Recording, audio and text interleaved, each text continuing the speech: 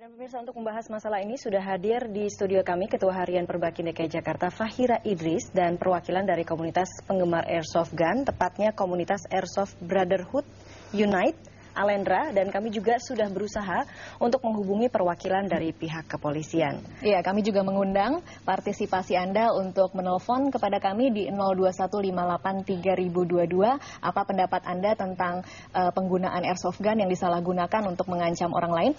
Nanti kita tunggu komentar Anda. Kita akan membahas dulu bersama Mas Alendra.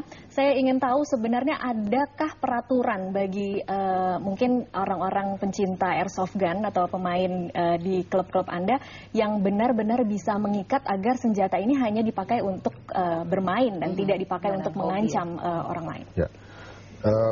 Pada dasarnya dari definisi airsoft gun itu pertama kali didesain itu memang untuk bermain dalam bentuk war games. Itu memang Jepang pertama kali yang buat. Ya. Itu pun pabrik itu dia membuat bahannya plastik semua. Otentik, benar otentik, hanya plastik. Ukuran pun beda dikit. Nah, kategorinya pun toys, mainan. Ya. Makanya berkembang kemudian ada pabrik di Hong Kong, di Taiwan, sampai akhirnya pun Cina. Ya. Itu berkembang sampai materialnya pun ada yang dari logam juga. Memang kalau kita lihat sekilas, mirip memang mirip. Yang saya tahu sebenarnya semakin mirip dari sisi berat ataupun warna itu semakin kelihatannya mungkin keren bagi pemiliknya, ya nggak sih? Semakin diincar oleh para komunitas, ya. Komunitas apapun pasti akan mengejar ke arah situ ya, apalagi yang sangat fanatik gitu. Seperti saya tahu misalnya komunitas reptil, dia nyari yang paling berbisa gitu. Oke, baik. Jadi ini pun saya yakin pabriknya pun akhirnya keluar membuat yang sangat-sangat otentik dan mirip sekali. Oke, ketika akan bermain sebenarnya orang-orang ini dilengkapi dengan alat khusus kan untuk pelindung badan, kemudian pelindung mata dan kepala.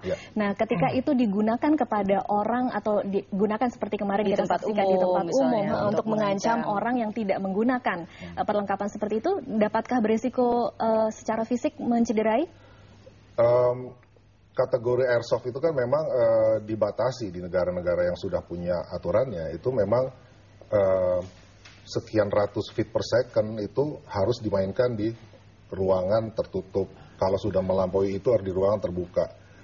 Nah, bermainnya pun sudah diwajibkan untuk memakai pelindung minimal, pelindung mata ya, kacamata.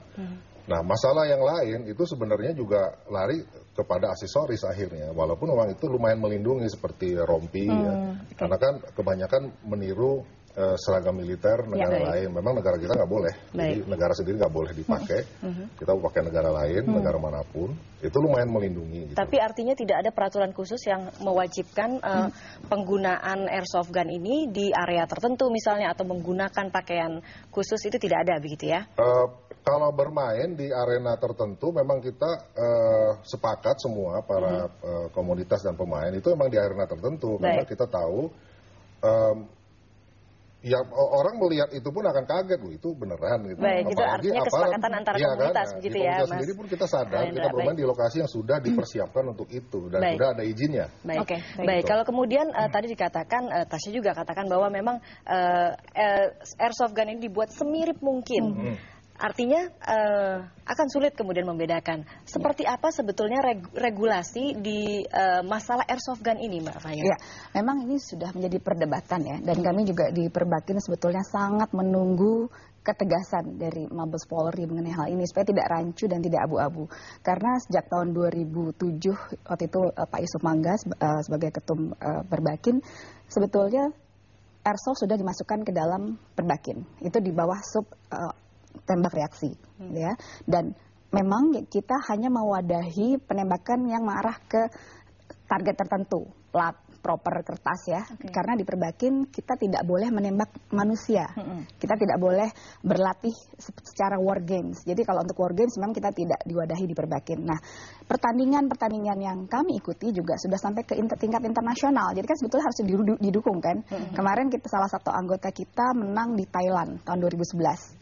Peraturan inilah yang masih abu-abu gitu loh. Jadi kalau sekarang sebetulnya itu peraturannya seperti apa, dan menurut Mbak Fahira dulu kelemahannya di mana? sempat keluar Perkap menyatakan bahwa airsoft itu senjata mainan. Tapi kemudian muncullah TR-TR baru yang menyatakan bahwa itu senjata api. Menurut saya harusnya itu perlu diatur ya. Artinya mungkin diatur dari mulai pemasok senjatanya, penjual senjatanya.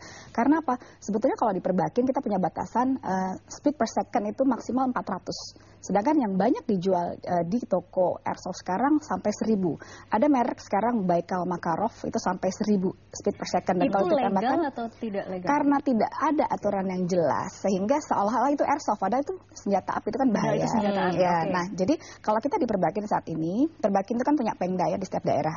Setiap Pemda itu punya klub. Contohnya di DKI kita punya 40 klub. 40 klub yang anggotanya sudah ribuan gitu kan. Di Perbakin itu kan ada 3 cabang. Target, berburu, tembak reaksi. Nah, airsoft ini kan di bawah tembak reaksi. Kami mengeluarkan kartu yang menyatakan bahwa dia adalah anggota Perbakin ya. Tapi sekarang banyak klub-klub yang mungkin karena tidak ada kejelasan dari Mabes Polri mengeluarkan kartu sendiri. Menyatakan bahwa kalau pegang kartu ini Anda bisa bawa senjata ini. Nah, itu yang mesti dirapikan. Baik, kalau Gitu. kemudian kemarin kasus Aditya ini khususnya ya adalah karena tidak memiliki izin, Nah, kemudian dikenakan undang-undang darurat. Sebenarnya seperti apa sih? Menurut Mbak saya Fahira? itu cukup bagus ya, efek jerah. Harus ada efek jerah juga di masyarakat. Karena kalau tidak senjata ini betul-betul diperlakukan sebagai bela diri. Padahal kan sebetulnya tujuan kalau kami di Perbakin itu kan olahraga. Iya. Ya kan, olahraga artinya menembakkan ke target tertentu untuk mencapai prestasi-prestasi tertentu, bahkan sampai ke tingkat internasional.